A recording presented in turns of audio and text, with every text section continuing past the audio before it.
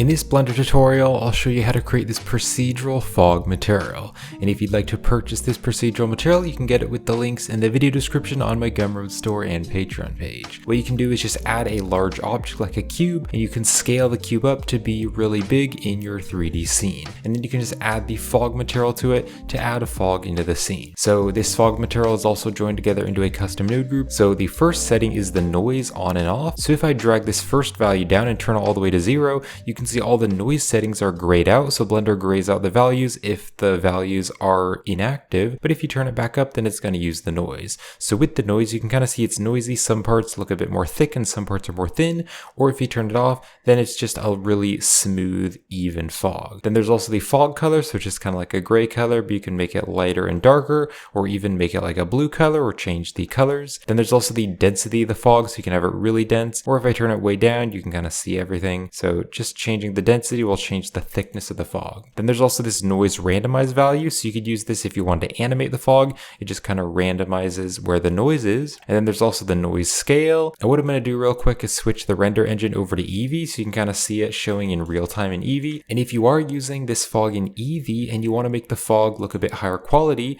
you can go here to the render properties and you can open up the volumes tab, and then you can change this resolution right here. So if you turn this 1 to 1, that's going to be the highest quality, but it will get a bit laggy. If you turn it to 116, you can see it looks really pixelated and bad. So I'm going to turn this to 1 to 2. So 1 to 2. So there's the noise scale, so you can make the noise bigger and smaller. There's also the detail level of the noise, and then there's also the roughness value of the noise to add even more detail, and then there's also the linearity and the distortion. And then you can also move the noise location, so you could use this to animate like the fog and kind of make it look like maybe it's a windy day and kind of like the fog is moving along one axis. And then there's also the noise rotation, so if you want to rotate the noise, you can rotate it on the X, Y, and Z axes.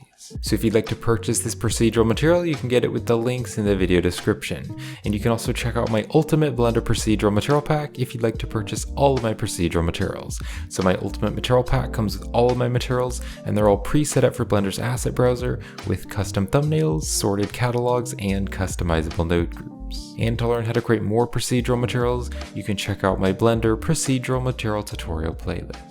So if you want to set up the blend file the same way that I did, what I did is I just added a few different objects here, so like some cubes and a monkey head, just so that we have some depth in the scene. And then I also added this area light right here, just so that we can clearly see the fog shining through the light. And then also I went here to the world and just deleted the world so it's fully black, but you could also use this fog with an HDRI or some kind of gray background if you want to. Now what I'm also going to do is go to the add menu, and I'm going to add a cube, and I will go into edit mode, and I'm going to scale this cube up really big, and I'm going to scale up really big so it fits the entire scene, and so all the fog is going to be inside this cube. So I'm going to click over here to go to the shading workspace, and I'll go into the rendered viewport mode. And again, this tutorial will work in Cycles and Eevee. I'm going to be creating this material in Cycles, but you could create it with Eevee. So I have the 3D viewport right over here, and I'm in the rendered mode, and then I have the shader editor right over here. So I'm going to select the cube, the big cube in the scene. Let's click on new to add a new material, and I can just call this fog. So I want to take the principled shader and I want to delete it. What I'm now going to do is go to the add menu,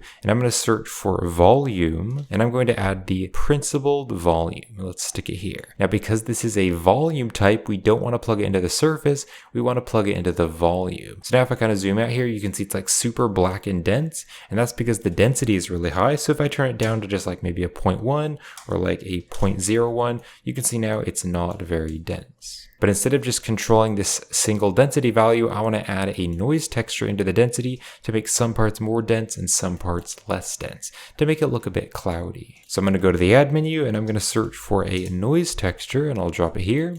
And then also, if you don't have the Node Wrangler enabled, you can enable it on the add-ons tab in Blender's user preferences. So with the Node Wrangler enabled, I'm going to select the noise texture, and I'm going to hit Control T, and that's going to add the texture coordinate and mapping. And I want to use the object coordinate, so I'm going to put the object into the vector. So now I can take the noise factor and I can put that into the density. So now where the noise colors are, the white and black values of the noise are going to make it more dense or less dense. Now it's way too strong right now, so I'm going to search for a color ramp and put it here after the noise. And so I'm going to drag the black type over, I'm going to drag it over to about here. So now you can see through the fog a lot better. So now I want to change the noise texture settings. You can see the noise is already pretty small. So let's turn the detail down to like a 2. You can customize that depending on like the size of the fog and the size of your object. And then I can also turn the detail up to like a 10. So it's a lot more detailed. And then I'll turn the roughness value all the way up to 1. It's a little bit hard to see because it's kind of trying to render it, and fog takes a while to render, but you can definitely see that fog there and it looks kind of noisy. I'm also going to take the 3D here and I'm going to turn it to 4D.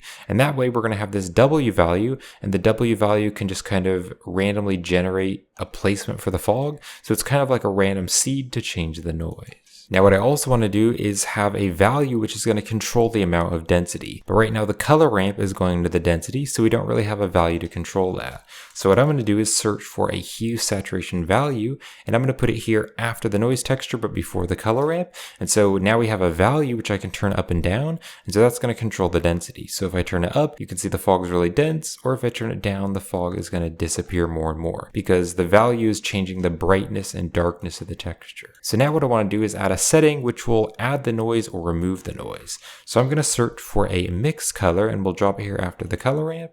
And so what I'm going to do is put the color ramp into color B, and then what I'm going to do is just search for an RGB, which is just a plain color, and we're going to put this into color A. Then I want to create kind of like a dark color, so kind of a dark gray, so it's kind of a similar fog density to the noise. So I'm going to go with this gray color right here, and if you want to use the same hex value that I'm using on this RGB, you can punch in 3B, 3B, 3B. So now you can see this RGB is just a plain color, so if I turn the factor all the way to 0, it's just going to use this RGB, so it's just a plain color, so the fog is very smooth. However, if I turn the factor all the way up to 1, it's now going to use color B, which is the noise. So you can see it's very noisy. So we can use this factor to blend between using the noise and not using the noise. Now what I also want to do is select the hue saturation value, and I want to duplicate it and put it here after the RGB here. So if I turn the factor to 0, I can now use this value to control the density of that. But I'm going to turn the factor back to 1 for the default.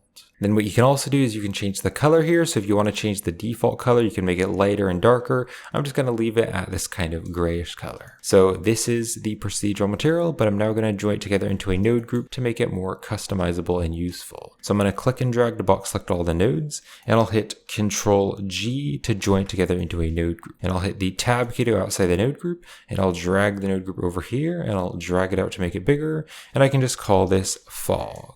So I'll now hit the tab key to go back into the node group, and I'll hit the N key to open up the side panel. And you can see here on the group sockets, this is called volume, and I'm just going to leave that to volume. But now you can see right over here on the group input, we can plug all the custom values up to the group input to control those values outside of the node group. So the first value that I want to control is the noise on and off. So I'm going to drag the group input over here, and this factor is going to either not use the noise or use the noise. So I'll put the factor into the extra socket, and then I can double click on this to rename it, and I'll call it noise off. And then I'll do like a slash, like maybe a forward slash, and then on. So if I go outside the node group by hitting tab, if I turn it down here, it's going to be off. That's why I wrote off first.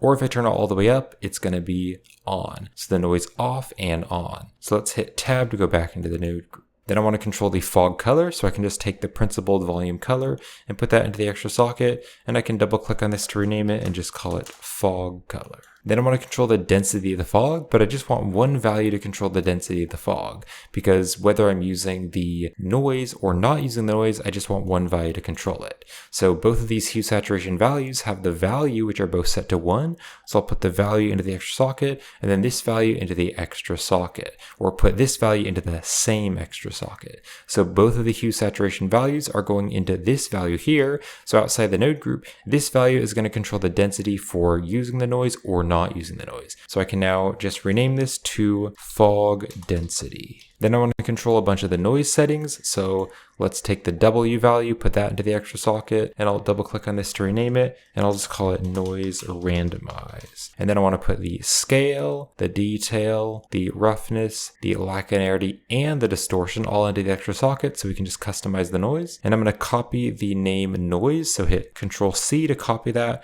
and then if I click here on the scale, I'll hit Control V to paste that. So we have the detail and the noise scale and the noise roughness. roughness and the lacunarity and the distortion. And then finally, I also want to control the mapping. So let's put the location into the extra socket and the rotation into the extra socket. But then let's rename this to noise location and noise rotation. So I'll just drag the group input here at the end, and I'll hit the N key to close the side panel, and I'll hit Tab to go outside the node group.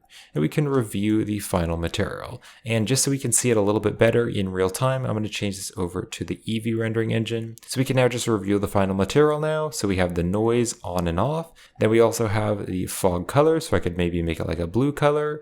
Then we also have the fog density, so you can make it like really dense. It's hard to see anything in the scene, or you can turn it down.